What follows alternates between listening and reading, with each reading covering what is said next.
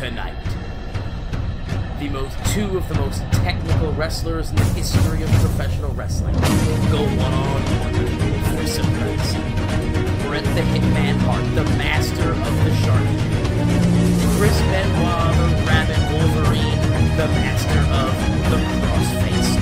One-on-one in a match that promises to be heavy on some knees. It's a technical masterclass coming at you. Keys to victory tonight for Chris Benoit. The most physical of the two Bret the Hitman Hart, maybe a touch more, maybe a touch better in the technical aspect of it. He's going to want to try and bring it to the but it's one-on-one, and it's about as even as it's going to get. In our second match, it's the Viper, the 14th time WWE Champion, taking on AJ Styles, arguably the biggest star Impact Wrestling has ever produced. Two totally different styles.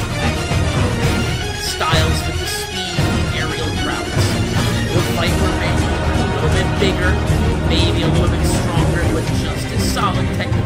Don't underestimate the technical ability of Randy Orton.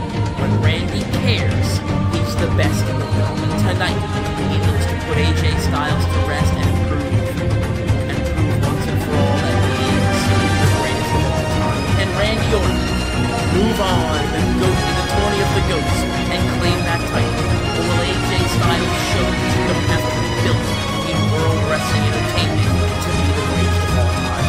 It's Bret Hart versus Chris Benoit. AJ Styles versus Randy Orton. Right now.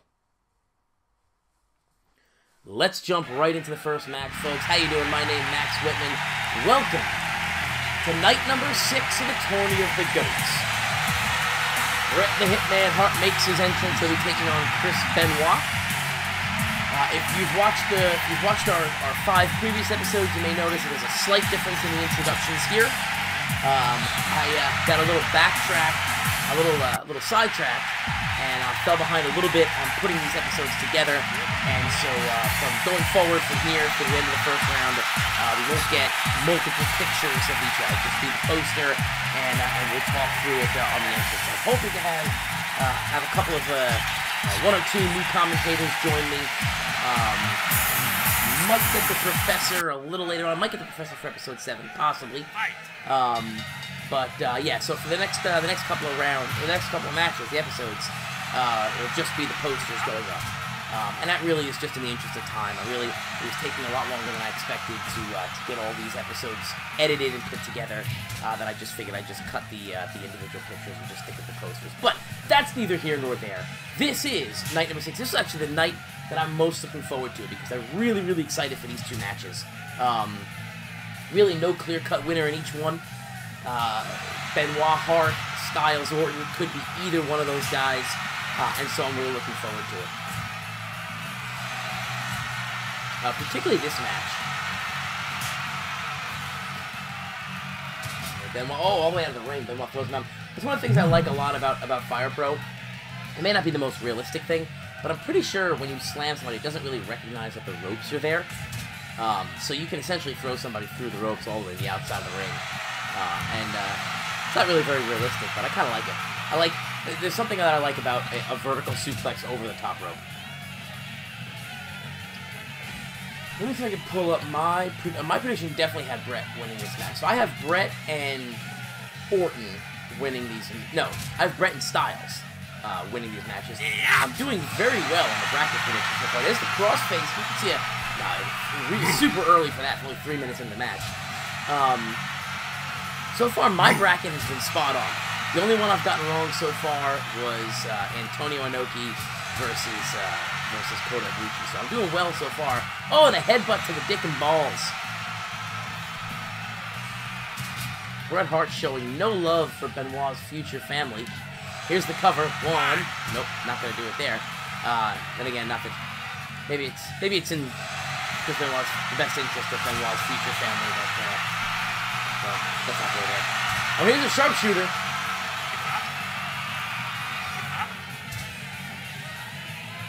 Not going to get Benoit that quickly. Snap suplex. Taking a taking one out of the Hitman's playbook there with the snap suplex. Oh, and a hard DDT right down. Bret Hart does not care about Chris Benoit's mental well-being. And again with the quick snap suplex. Bret says, CTE be damned, I will DDT your head. 5 minutes. Big back body drop there. 5 minutes into the match now. Bret Hart heading to the top rope, gonna drop that elbow, and he hits it to the midsection. Into the corner goes Benoit, right back out, hits with the chop. Can I just say, I gotta say, completely out of character for a minute though. I hate, obviously what oh, we roll him up here. Obviously, what Benoit did. Let's just move to the side of that for a minute.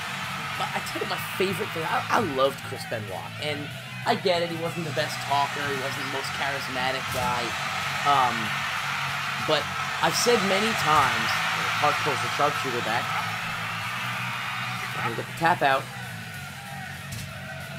I've said many times that I feel like my favorite thing about Chris Benoit is that it feels like he's the only guy in the building who doesn't know that it's real. Doesn't know that it's not real, I should say, right? Like it feels like Benoit is the only guy in the entire building who thinks he's really fighting this guy. And that's something, that's something that's not easy to do, and I feel is really lacking in pro wrestling today. He's this feeling that you have to make it look real, you have to make it feel real, feel like a fight. Lesnar pulls that off, and I'm not a Brock Lesnar fan. If Brock Lesnar does that, I feel like when Brock Lesnar has a match, much like when Benoit has a match, I feel like he's hurting his opponent.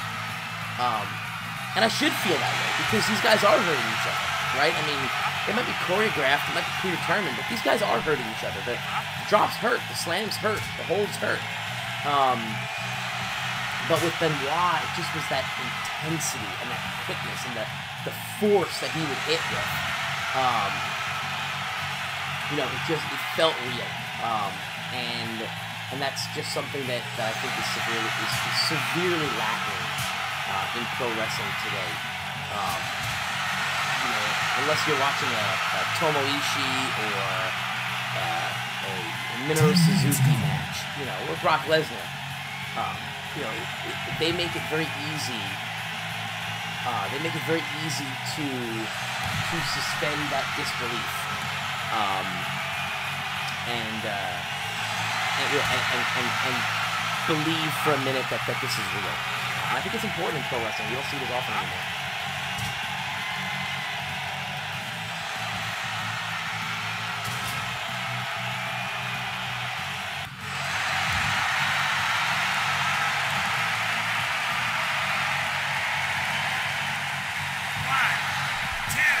With the cover, ooh! I'll tell you what, I looked away for a minute there. The professor is texting me on my phone. I'm trying to get him set up. We live about an hour and 20 minutes from each other, so it's not exactly the easiest thing to do to get paired up for this. And I texted him to say, hey, I'm getting ready to do some recording here, record some of these matches. I'm gonna a big power bomb. I love the power bombs in this game, but I texted him just to say, hey, I'm getting ready to do some of these matches. You want to Skype in, and we can do a screen share, and you can join in on the commentary. He just texted me back, and while I got my head down, Benoit almost steals a win. But yeah, that's the reason that a lot of times it's just me. Sometimes you get more than one, but usually it's just me, and that's really the reason why. It's very difficult to get multiple people on at one time. When Kato and I started with the better stuff, Kato and I are only about 5-10 minutes from each other, but now we, in real life now, we work opposite shifts now. He works days, I work 3 to 11. The crossface here. Crossface, Benoit make tap Hart. Just able to get himself out of it.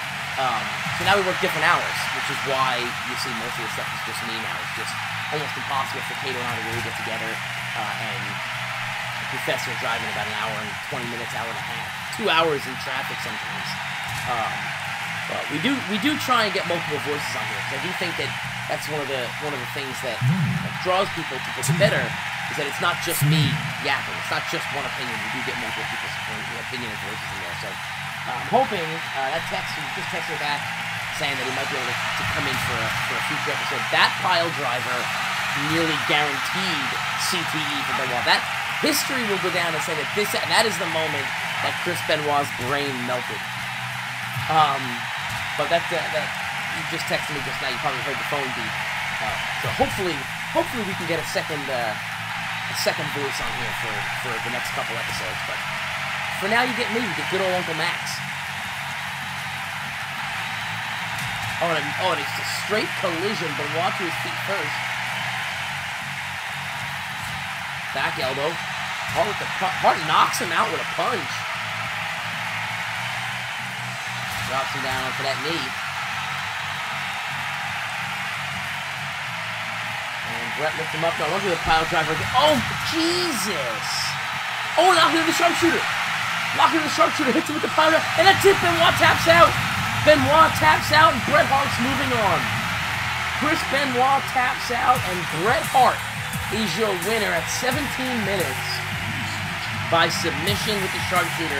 I tell you what, that was a vicious pile driver. 100 rated match. I knew it would get that way. 100 rated match, fantastic match. And I really think this next match, I think Styles Orton is going to be every bit as good as that match was. But good Lord Jesus, I mean, could you take it a little bit easier with the pile drivers, Brett? Holy hell. Holy hell. Well, there you have it, folks. If you had Chris Benoit winning, your bracket is busted. As if the Shawn Michaels match didn't bust your bracket already. Here we go, AJ Styles. My bracket's still nearly... here we go. Oh, I had the Shawn Michaels match wrong, too. That's right. I had Shawn Michaels winning that match. So, yeah. So I've got 2 wrong so far. 2 out of the first 5 episodes, the first 5.5 episodes. Only 2 incorrect predictions for me. Most people are probably in that same boat. Unless you had Daniel Bryan going over the host. But this is going to be one that I think will separate quite a few. Although most people have AJ Styles winning this match. And I was actually surprised that Orton didn't get more love. Because Orton's a hell of a competitor. Orton could very easily win this match. Very easily. My money's on Styles, though. That was my prediction to begin with, so...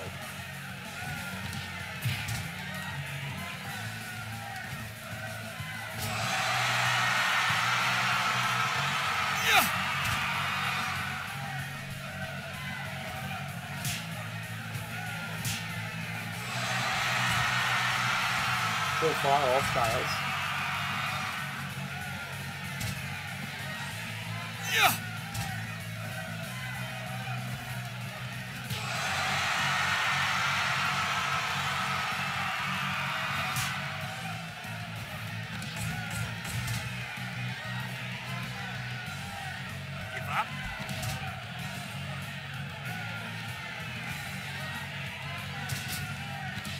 Orton trying to build some momentum here.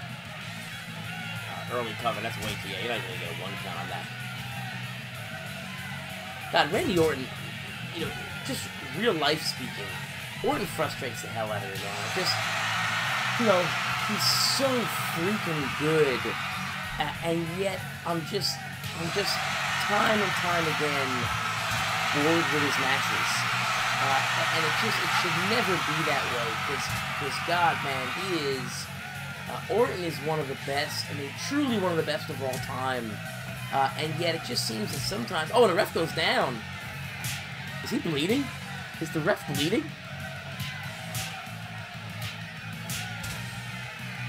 Look at the referee. Is he bleeding? He is bleeding. The ref... Dude, we got juice in this match. The referee is bleeding. Dude, I'm laughing at the idea of a referee blading in the middle of a match.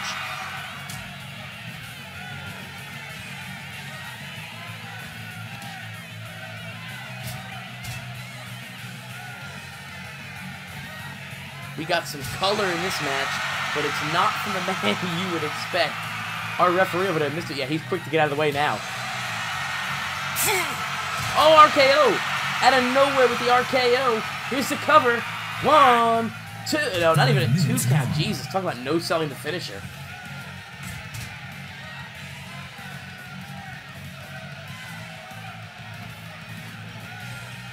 Both men holding now.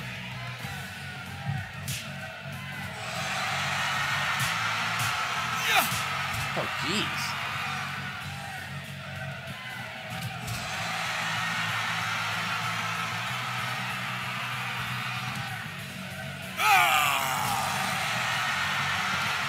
I'm still laughing. I'm still giggling at the idea of a referee taking a blade job. Oh, no, oh, he misses the 450 splash. High-risk maneuver does not pay off. Oh, a big headbutt. Nobody wins with a headbutt. Let's ask Shibata.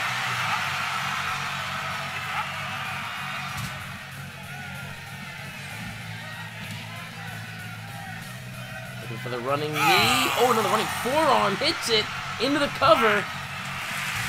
And a 1 count for Styles there. A nice drop kick there. Very well done. I tell you what, I mean, Orton's gotten some offense in, but this has been mostly Styles from the beginning. We're about 8 minutes into the match now, and it's been pretty much all Styles. I mean, even the bit of offense that Orton had wasn't really very effective.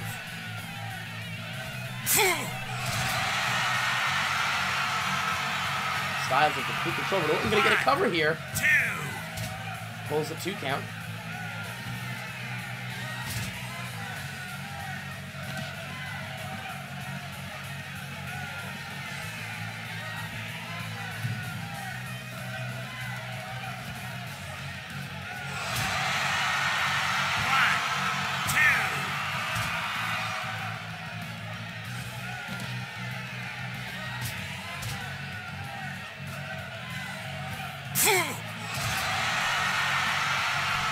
What an RKO? I looked down at my phone again for 1 second. I missed an RKO.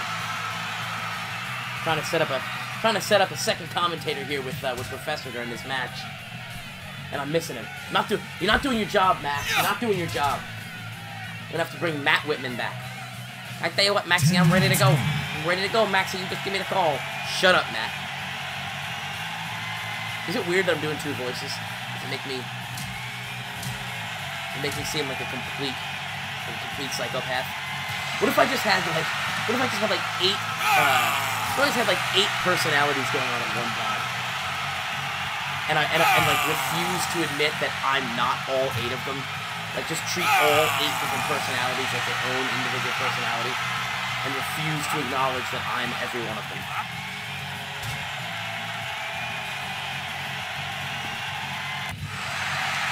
Why would you run off the rope just to stomp on a dude's head? Into the corner with a back elbow.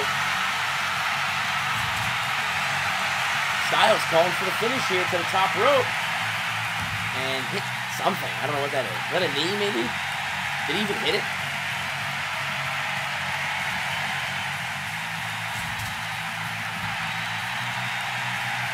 Styles back to the top. And again with that weird knee strike. I don't know what that is. Orton working him down to the canvas. We're going to rope break here. Yeah, we do. The bloody ref calls for the rope break. Here we go. Back and forth now. Chop. Left. Hulking up there. Oh, the discus forearm there. Styles picking him up.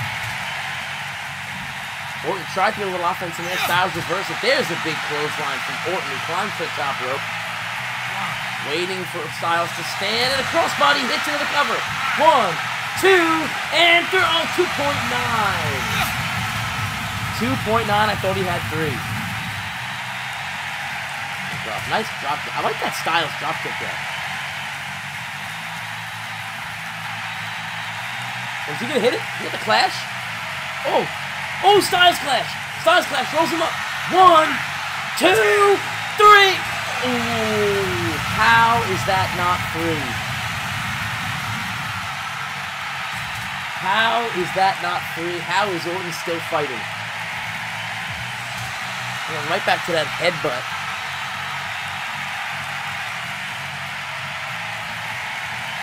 And again, working Styles down to the canvas. I like that you can hear the ref. He's like, yeah, give up, give up, give up. Oh, right back in there. I guess they're going with that as the calf crusher. It's not quite the calf crusher, but close enough.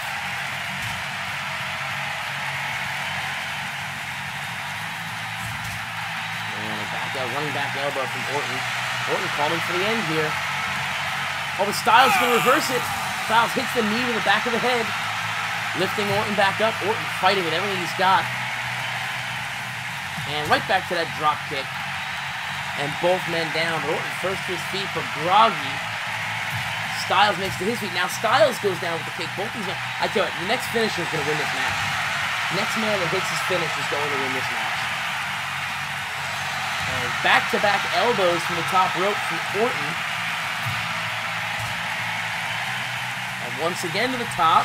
And a third elbow to the back of Randy Styles. Yeah, of AJ Styles. And a fourth elbow to the back of AJ Styles. And right back is the momentum not building. Oh, to the outside. To the outside. Here it comes. And phenomenal forearm. Phenomenal forearm. That's going to do it. That's going to do it. Count it, ref. 1, 2, 3. Got him. Randy Orton is going to lose to AJ Styles in round 1. It's a phenomenal forearm, a phenomenal match, a phenomenal show. This one, I'll tell you what, probably our 2 best matches in the tournament so far. And we'll see what this one grabs. This one is a 94, so an outstanding match. AJ Styles picks up the win. Folks, that's it for tonight. Join me back again tomorrow night. Sting versus Pentagon Jr. in our first match, and Jerry Lawler versus El Santo in match number 2. Have a good night, folks. I will see you tomorrow.